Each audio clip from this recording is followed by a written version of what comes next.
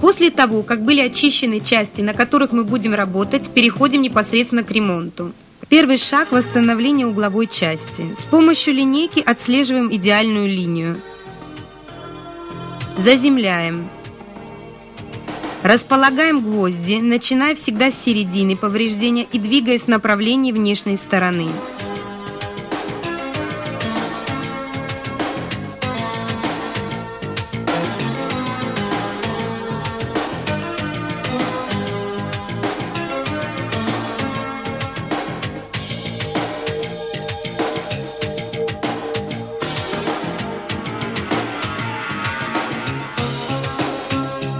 Укрепляем FL80, располагая опоры на наибольшем расстоянии.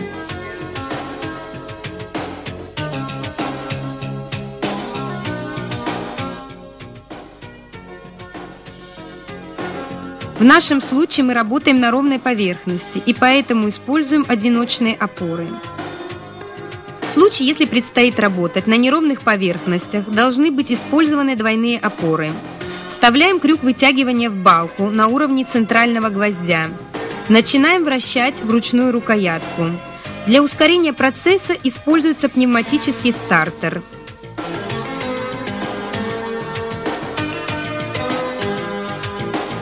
Обрабатываем металл молотками.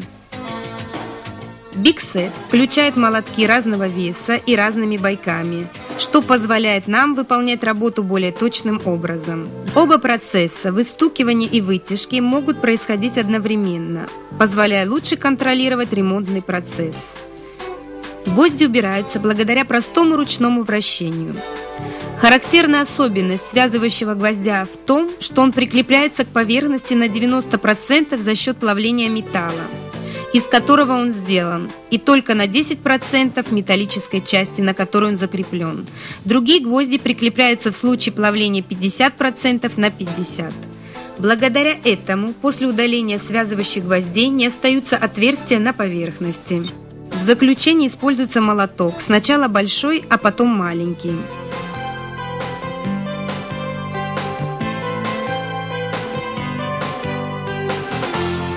Повторим процесс на нижней части двери.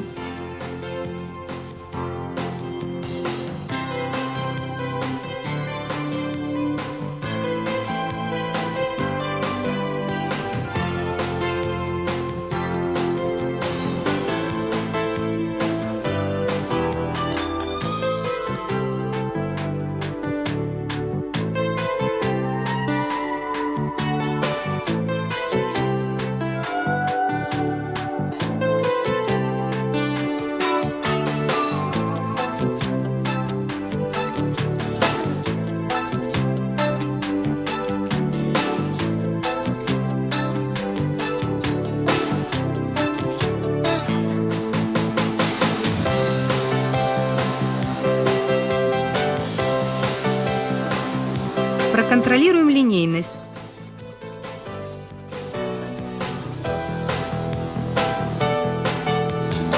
С помощью шлифовальной машинки уберем следы, оставшиеся после гвоздей.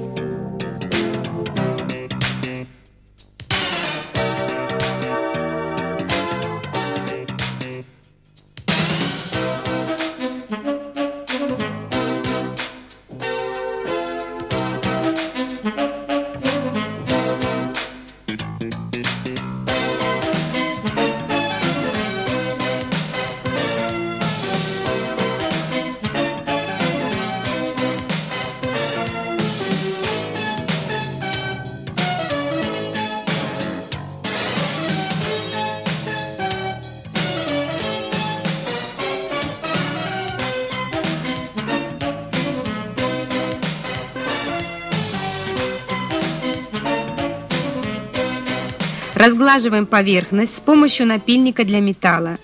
Ремонт завершен.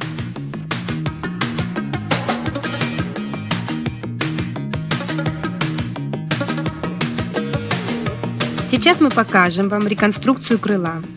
В случае восстановления повреждений крыла или двери мы должны начинать работу по краям повреждения верхнего и нижнего, и только на следующей стадии подвергаем обработке середину. Устанавливаем искривленные гвозди. В этом случае они должны быть расположены на расстоянии 2-3 см друг от друга. Чем выпуклее поверхность, на которой мы работаем, тем больше должно быть расстояние между гвоздями.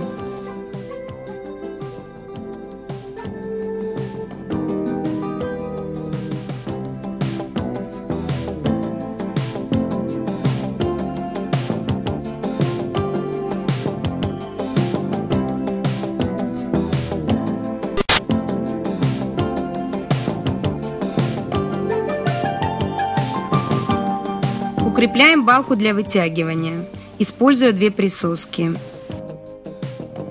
Позиционируем FL120 или 160, захватывая часть, которая будет подвергаться обработке.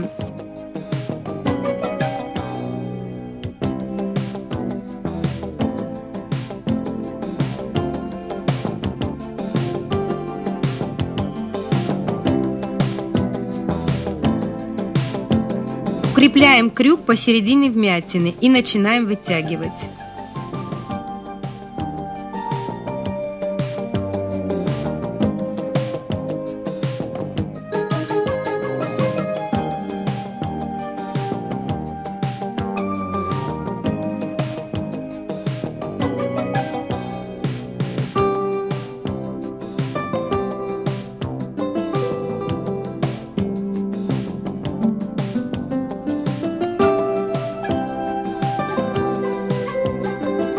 Процесс вытягивания мы можем делать одновременно и сверху, и снизу вмятины.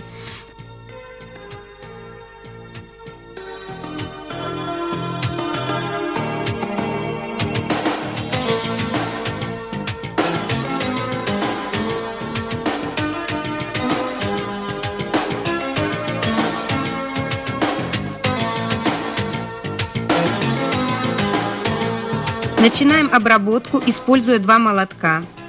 Повторяем эту операцию в центре.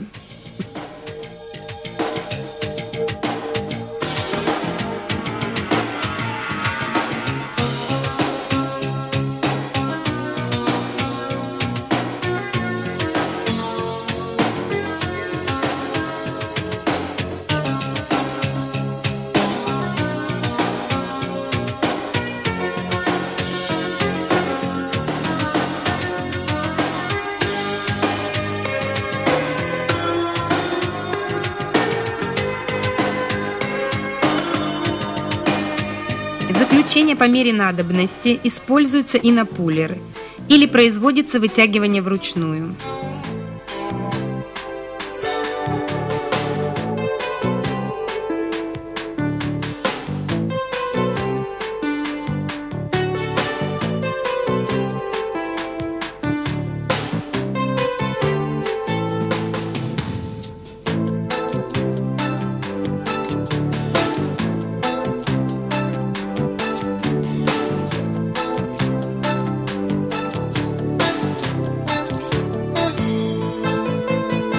Помечаем оставшиеся неровности с помощью маркера.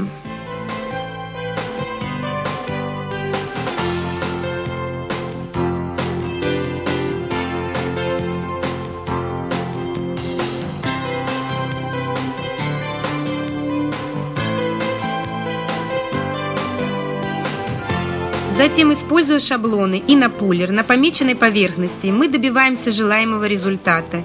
Диаметр неровности уменьшается.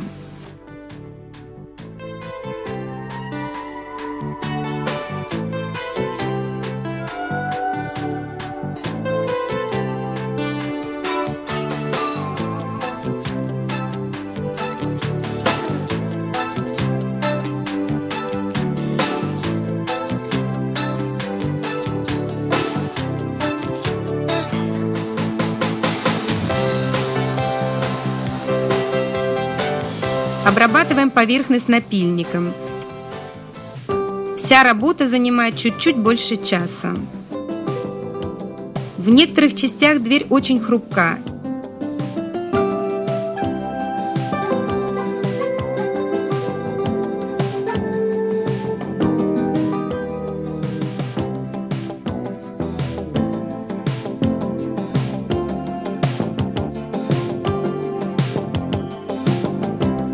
для ремонта нужно использовать FL120 с применением рычага.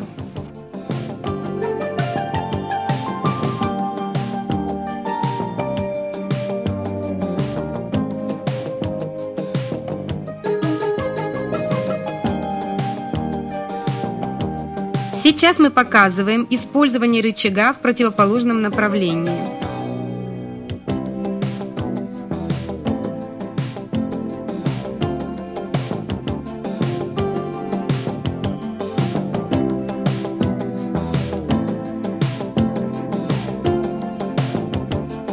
И снова при помощи инопуллер мы заканчиваем работу, выравнивая неровности на внешнем крае. Для того, чтобы убрать царапины, используется инопуллер с прямыми и узкими шаблонами. Установите его по пересекающей относительно царапины. С помощью точечного аппарата делаем отметки в начале, конце и середине царапины. Таким образом, разделяя ее на две части, которые мы делим еще на две, потом еще напополам и так далее, пока не выравниваем неровности. Это повышает прочность материала. Пройдемся напильником, и работа закончена. Весь процесс занимает около 5 минут. Как мы видим, флетлайнер может применяться для удаления неровностей после града, используя как инопуллер, так и механическое вытягивание.